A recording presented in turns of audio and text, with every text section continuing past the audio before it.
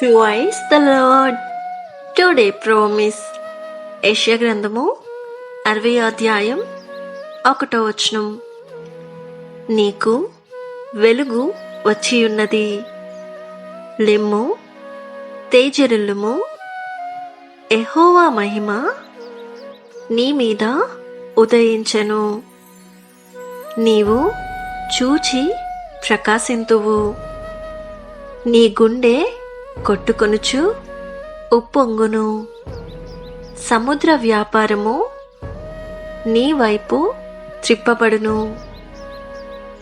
జనముల ఐశ్వర్యము నీ యొద్దకు వచ్చును. ఆమేన్.